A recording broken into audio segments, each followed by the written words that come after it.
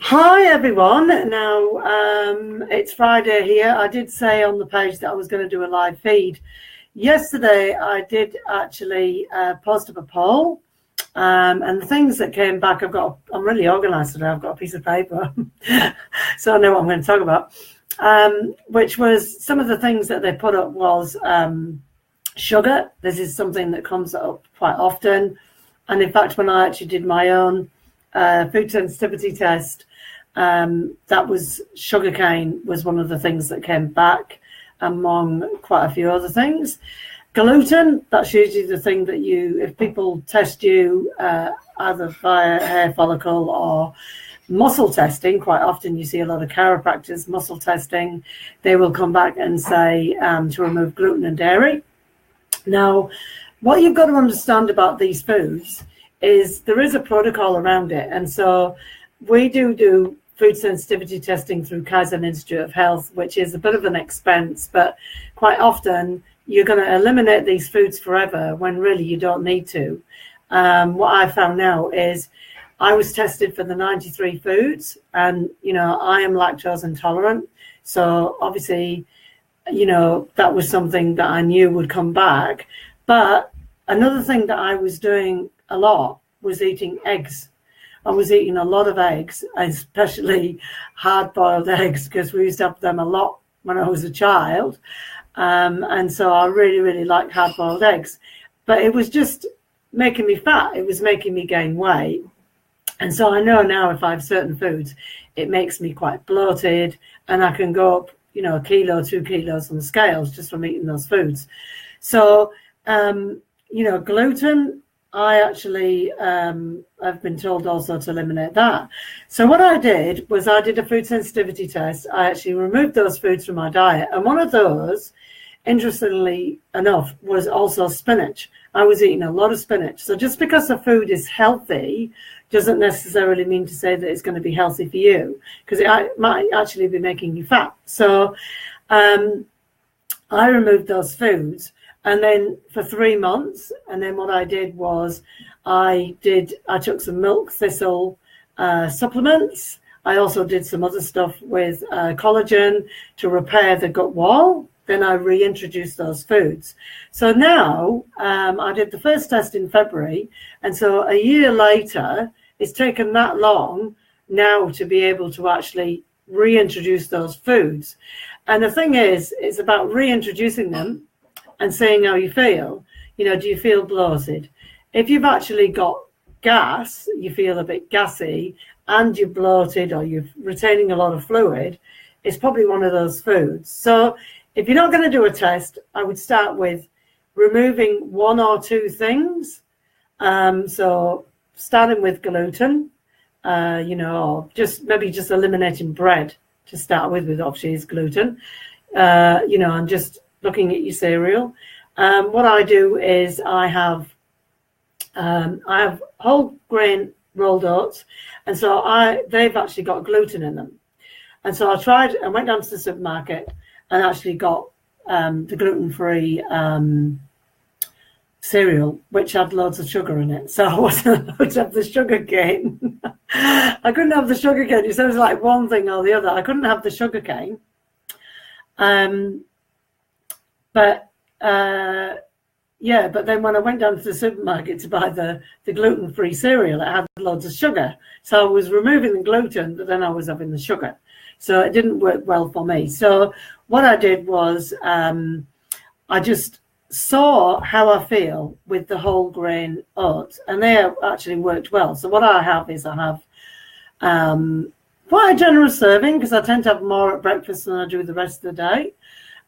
So probably a cup of whole grain oats, and then I have nuts, so a handful of nuts on that, and then some fruit in it, and that's what I have, and that seems to be fine.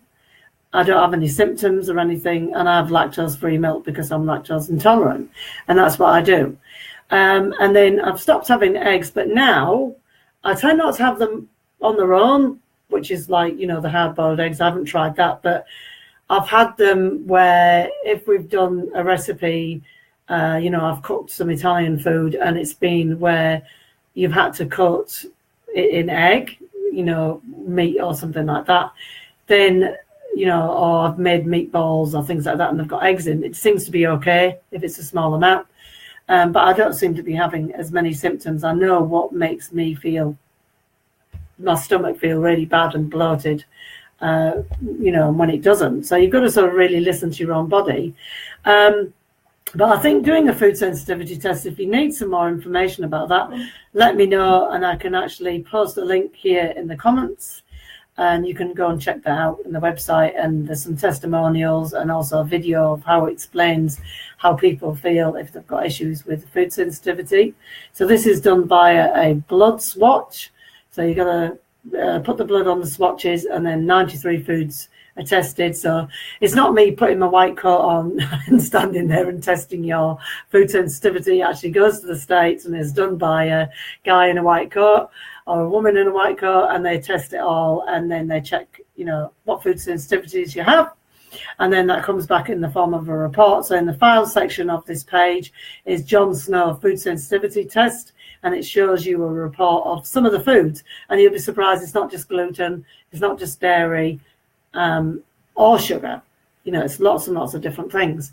Now, another thing you can do, so I would be starting, so step one, if you weren't going to do a test, I would be starting with one thing that you're going to remove for 3 months. So maybe start with gluten, and you remove it for 3 months and see how you feel, and then reintroduce that food and see how you feel. Okay.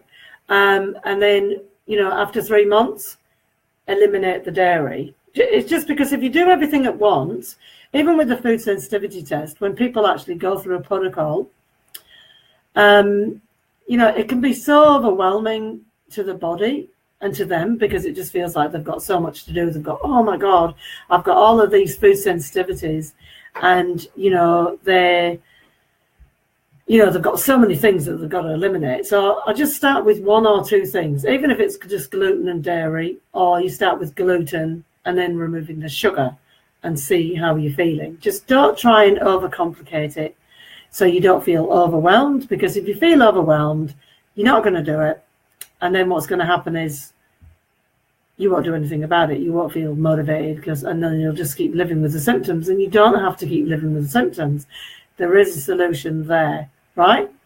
And another thing that you can do, if you don't do any testing, obviously the testing would be a good idea, and I'll keep ramming on about this, but if you know what foods they are and you eliminate them, they might not be gluten or dairy, it might be other things. So you can still enjoy your life. You can still feel like you're not on a permanent diet. That's what we want, people. We don't want to feel like we're on a permanent diet. We want to enjoy our lives, have a balanced diet and doing exercise, but not feeling like we're constantly dieting, because that can stuff up your metabolism as well, doing that. So the other thing, I've got my list here, I'm just sticking to my list, is rotating your foods. So I have posted some stuff by Paul Chek, which was a blog about rotating foods. And some of my clients have mentioned to me that I work with that are in this group, and other people, that they've looked at the rotating the diets, and like the blog that he put up, and they found it was a bit complicated. So the simplest way to do it is starting with 1 or 2 things. So if you're and there's a few vegetarians in here as well. If you're vegetarian, so what you would do is you would change the vegetarian dishes. So you'd have to change the vegetables as well, so that you're rotating them. So if I put it in the scenario of someone who was a meat eater or a fish eater, what you would do is you would have beef on Monday, chicken on Tuesday, fish on Wednesday.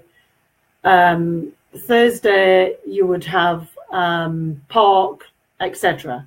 And you would do the same with your starches. So if you're eating potatoes, you would have potatoes on Monday, you would have couscous on Tuesday, you would have sweet potato on Wednesday, like that. It's a systemization. So it does take quite a bit of planning, but what rotating diets do is they actually take the load off your immune system, which can help eliminate bloating, and you'll find that will help you with weight loss, etc. So I know I've gone a lot longer than I normally would on a Friday, but I think this is really important.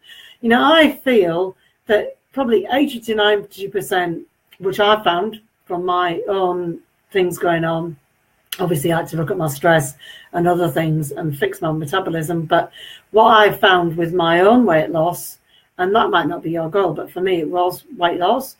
And there's a lot of people who want to lose weight and feel better and feel like they've got more energy. But what it was mainly the diet. Is just fixing the diet and having the right foods so that then your body works how it should do. So hope that was helpful. Please post below if you need some more information on this. Don't know whether I could go away and put together like a little chart, of how to rotate your foods, or look for something, if I can look for something online and I can find that and see, but it's just really about systemization. So that would work as well, same for the vegetables. So with the vegetables, the same. If you have broccoli on Monday, you have beans on Tuesday, you have salad on Wednesday, like that. So same as with the salad leaves, you rotate the salad leaves too. So it works exactly the same way. So let's just do a recap. So if you're feeling, based on the poll, I would be removing, and the ones that came up were gluten, dairy and sugar. Some other things also that come up is beetroot, garlic, onions. So there's the thing. There's some of the things that you're supposed to eat to help with your gut. So if you're still getting symptoms and you're consuming those foods, remove one or two of those foods for the 3-month period, because that's how long it'll take to see whether it makes a difference. So if you've got any questions, post it in the group or you can PM me. So talk to you soon. Have a fantastic weekend. This is the time to be working on these strategies over the weekend when you've got more time and you're not actually working full time. If you are, this is the time to work on it. So talk to you soon. Bye.